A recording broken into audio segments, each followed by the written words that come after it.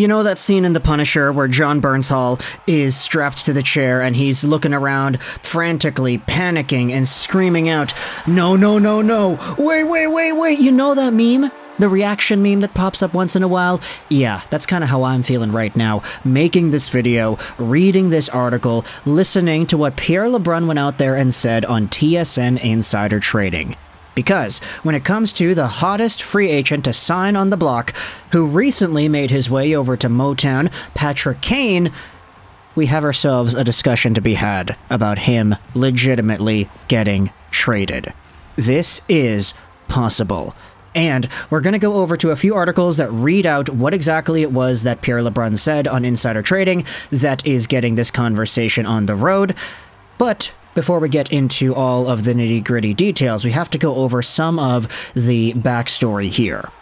So, Patrick Kane, everybody knows, talented guy. If you've been watching the videos we've made about Patrick Kane, you probably know that I personally feel very optimistic about what he's able to do in Detroit, but I feel like maybe part of that is because I'm just optimistic in general and I don't like to see people fail. Either way, Patrick Kane is a supposedly talented player coming off of a career-changing hip surgery that he's apparently recovered from and that the Red Wings have done their due diligence on. We'll make the conclusions as to whether or not he actually did recover properly once he plays a game, but when it comes to the status, this was a guy that was targeted by multiple teams throughout the NHL as a free agent, and because Detroit was number one in his heart, and because he felt that this was the team that gave him the best fit to potentially helping out in the short term, being able to compete, and also playing with some players that he really wanted to play with, Detroit ended up being the team. There were rumors that other teams involved included the likes of the Florida Panthers, there were the Buffalo Sabres tossed around in there, you had the New York Rangers as a potential option, some people were speculating if Patrick Kane could go back to Chicago, and then of course, the Toronto Maple Leafs were rumored to actually have met with Patrick Kane. This is the grand center of the hockey world, Toronto, Ontario, Canada, where everything goes down and everything is magnified. Every small story is 10 times bigger in Toronto than it would be anywhere else, because it is the main center of the hockey universe. And because we had rumors talking about Patrick Kane heading over to Toronto, we had talked about the potential Austin Matthews connection, how nice that would be, having Kane and Marner playing on the same team. Could you imagine that? Because this conversation was running rampant, we did have ourselves some food for thought throughout the past few weeks as to what this could look like. But now that Patrick Kane is in Detroit, you may be saying to yourself, okay, well, that's done now. It's Detroit and Patrick Kane. It's Detroit and Patrick Kane. Not Toronto and Patrick Kane, not New York and Patrick Kane, it's Detroit and Patrick Kane. But what if I told you that at the moment of this video's recording, heck, before Patrick Kane even plays a game, maybe it's not Detroit and Patrick Kane. How about instead, it's Detroit and it's Patrick Kane? Two individual entities, because you had yourselves Pierre LeBrun go out there on the recent Insider Trading segment talking about the Wings and Patrick Kane being on the same page for the trade deadline. To help us out, by the way, the link is going to be in the description if you want to go ahead and listen to the video wherein all this stuff is coming from. But to help us out, we're going over onto an article from hockeyfeed.com. Patrick Kane informs the Wings on his trade deadline plans.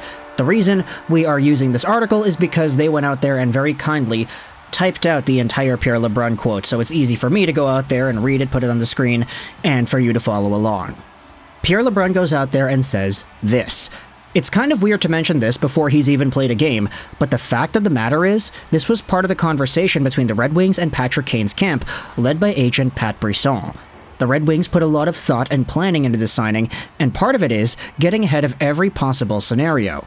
Of course, the hope is that number 88 gets them in the playoffs, and it's a great story, and that's what their focus is. But if they fall out, Pat Brisson and Steve Yzerman have had that conversation about, okay, well, let's have that conversation closer to the deadline. Let's see what Patrick Kane wants. It's possible that he gets flipped, and therefore the Red Wings get an asset for Patrick Kane, who is a UFA on July 1st. He has the full no-trade clause, Kane does. Him and Brisson would have a big say. But the bottom line is, this is a win-win for Detroit. He either gets them in the playoffs, it's a great story, or Detroit potentially at least nets an asset from the future Hall of Famer. So there already is an acknowledgement between these two parties that says, hey, if the Wings are not great by the time the trade deadline rolls around, if they're not projected to making the postseason, then Kane, you've got free reign to go wherever else you want, baby. It's Chicago to New York all over again, and Kane has the keys to the car. Now, where exactly does Toronto come in here? Well, we have ourselves articles already being written about this entire idea. Here's one from HockeyPatrol.com from yesterday. Pierre LeBrun reveals Red Wings already having talks about potentially trading Patrick Kane. Now, the title is a little bit misleading, but hey, I mean, I'm in the business of clickbaiting too, right? It's why you're on this video right now. But if you scroll down in this article, which also talks about some of the same things, the Pierre LeBrun quote about Patrick Kane, how they could trade him, the article then reads at the bottom this: a potential fit in Toronto. Assuming the Toronto Maple Leafs are in the playoffs while the Wings are out of the playoffs come deadline day, GM Brad Treliving could wind up landing the American winger. The Leafs were one of the finalists for Kane and showed that they could use a guy like Kane for a playoff run. It would cost more for the Leafs to land Kane as it would be via trade, but he could prove to be a valuable addition with retained salary. With only a $2.75 million cap hit, if the Red Wings retain 50% and Kane plays up to his abilities, a team like Toronto could add a star to their roster at only $1.375 mil. This should cost upwards of a first-round pick, but if Kane winds up being the guy the Leafs need, Treliving should have no problem parting ways with a top pick. Oh boy. Cue the speculation that Patrick Kane could very well get traded to any one of the teams that were already vying for his services the past few weeks. Heck, it may not only be restricted to Toronto. Florida could be in there, Buffalo is in there, maybe the Rangers once again. Any of these teams could go out there and get Patrick Kane if they're willing to pay the price and if the Detroit Red Wings end up stinking, which of course we don't want to see. We all want to see Kane and DeBrincat do well together and the Wings continue to string together some wins and play well after Sweden and hopefully force themselves into the postseason. Patrick Kane could help, but if he doesn't, if the Wings just stink, then Toronto... Hey, step right up, baby. This is the Toronto special, is it not? Taking some older guy that happens to be a big-name player, getting him retained at 50%, and then bringing him over to the Leafs. Could you imagine Marner to Kane to Matthews in front for an overtime winner against the Florida Panthers in the first round? Could you see how Patrick Kane could help out a player like Matthews and the rest of the Toronto Maple Leafs finally get over that hump that is not only the first round, but the second round too? They completely shut down in round 2 last year, and really it was only Nylander who showed up in that second round series, but I digress. Let me know your thoughts in the comment section below about the idea of trading for Patrick Kane. If you're a Toronto Maple Leafs fan, if you're a fan of the Sabres or the New York Rangers or the Panthers, what are your thoughts on the idea of acquiring Kane? If you're a Wings fan, what are your thoughts on this entire idea?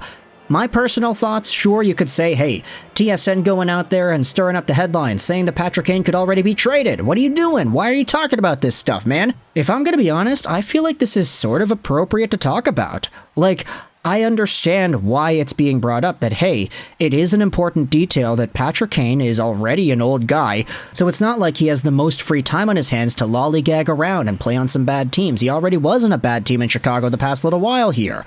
So, for Kane, being in this position, he's vulnerable, he's recovering from surgery. This surgery has such a bad track record for pro athletes in the sport of hockey. He already has a whole bunch of stuff stacked against him. Why go out there and make it more difficult? If his goal was to win now, his goal was to remain competitive now, and the Red Wings are not able to get that done, then hey, he's got the option to go elsewhere. It's almost like a prenup in a way. Like, the maximum security blanket in this situation says, hey, if we stink, we have the right to trade you and you have the right to tell us where you want to go. We'll do you a solid like that. And maybe that's why Patrick Kane went out there and rejected a bunch of multi-year deals that were on the table from other teams. He instead went with the one-year deal with Steve Yzerman and the Wings. Also, of course, there's the added benefit where if Patrick Kane ends up successfully betting on himself, if he is good this season, then he could get a bigger pay raise next year. Who really knows? So let me know your thoughts in the comment section below about the idea of Patrick Kane getting traded to Toronto. I'll leave 3 links in the description, one to the Pierre LeBrun video, second to the Pierre LeBrun quote article, as well as the Toronto Maple Leafs analysis article. Let me know your thoughts in the comment section below. I hope you enjoyed this video, and bye.